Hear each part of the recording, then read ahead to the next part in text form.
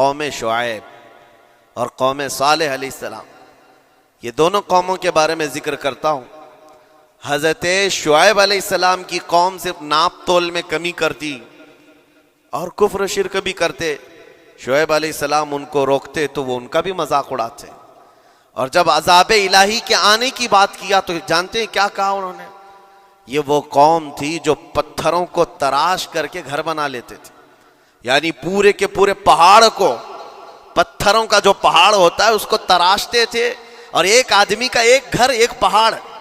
آج کے دور میں ساری بلڈوزر مل کر کے نہیں کر پائیں، مشینیں مل کر نہ کر پائیں، وہ اس وقت کے لوگ بھاری بھرکم تھے، جسامت والے تھے، طاقت والے تھے، جب وہ اپنے رہنے کے لیے ایک پہاڑ کو تراش سکتے تھے۔ 4000 سال پہلے کی بات کر رہا ہوں۔ اس وقت میرے خیال سے وہ اپنے زمانے کے سب سے بڑے ماڈرن لوگ یا ترقی یافتہ لوگ کہلاتے ہوں گے، سب سے زیادہ ترقی یافتہ کہلاتے ہوں گے۔ جیسے آج لوگوں کو لگتا ہے رشیا اور امریکہ بہت پہنچے ہوئے ہیں ٹیکنالوجی میں، اس دور کے وہ لوگ سب سے بڑی طاقت کے رکھنے والے تھے۔ جب حضرت شعیب علیہ السلام نے ان کو اللہ کے عذاب سے ڈرایا تو کیا کہتے تھے؟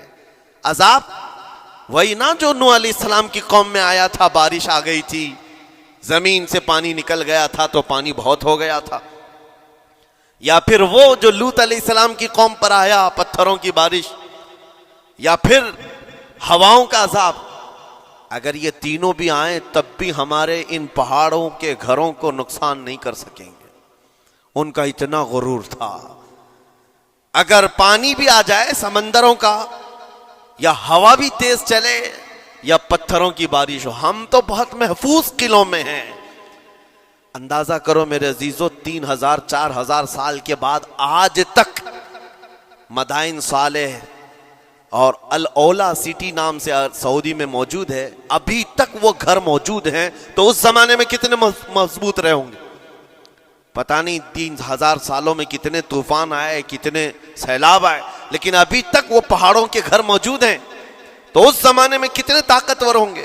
ان کا نشہ آسمان پر تھا، غرور چڑھ کر کے بول رہا تھا۔ کہتے تھے کہ اگر اس طرح کے عذابات آ بھی گئے تو ہمارا کچھ نقصان نہیں ہوگا۔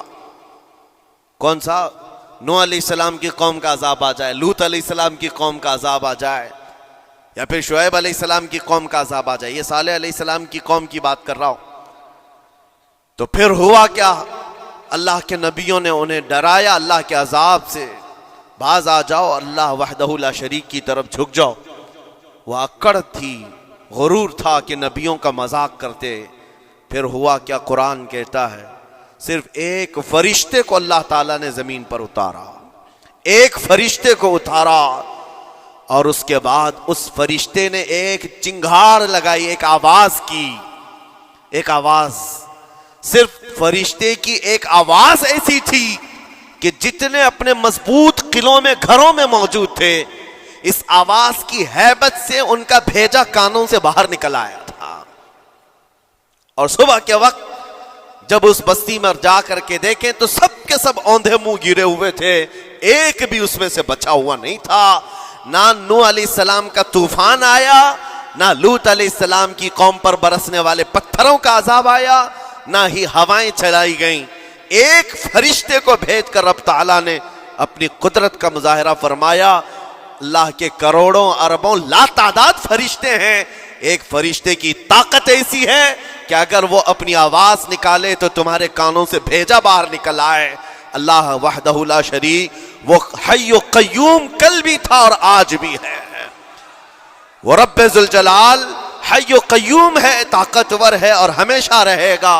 اور رب تبارک و تعالیٰ نے قرآن پاک میں فرمایا، آپ یہ آیت تقریباً 3 جگہ قرآن میں آئی، وَإِذْ نَجَّيْنَاكُمْ مِنْ آلِ فِرْعَوْنَ يَسُومُونَكُمْ سُوءَ الْعَذَابِ يُذَبِّحُونَ أَبْنَاءَكُمْ وَيَسْتَحْيُونَ نِسَاءَكُمْ وَفِي ذَلِكُمْ بَلَاءٌ مِّن رَبِّكُمْ عَظِيمٌ۔